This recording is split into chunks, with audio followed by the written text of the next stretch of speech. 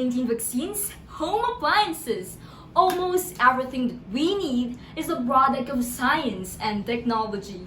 Thus, our community demands more scientists in the name of progress and advancement. More minds, more innovations. But what if it depletes due to discrimination? According to a survey conducted by Nature 2021, 17% of the women and 1% of the men with STEM-related jobs suffered from gender bias. It was also shown that handicapped and non-white scientists are marginalized. Evidently, discrimination is still present in science. But imagine if every one of us has the opportunity to innovate, regardless of gender, age, ethnicity, social status, and even disability. Wouldn't that be better? Yes, you and I are totally different.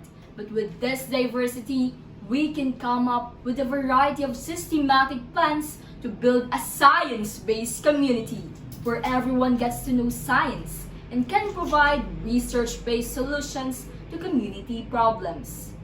Think of Marie Curie, a woman and the first person to win 2 Nobel Prizes. Her discoveries help us today in treating cancer.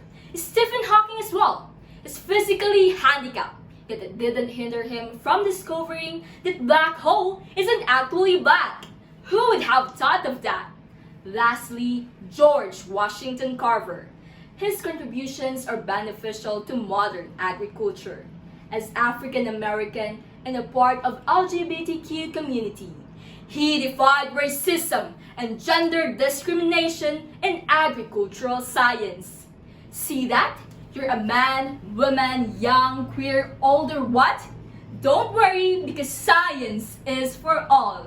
It's now time to raise awareness and promote social acceptance, starting with you at your place or even online, establishing a responsible community.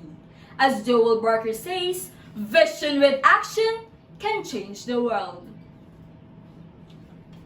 Standing here as a woman and a young researcher, I am taking a step in overcoming diversity because science and technology education is for everyone. Together, despite our differences, let us all build a proactive community by fostering science inclusivity.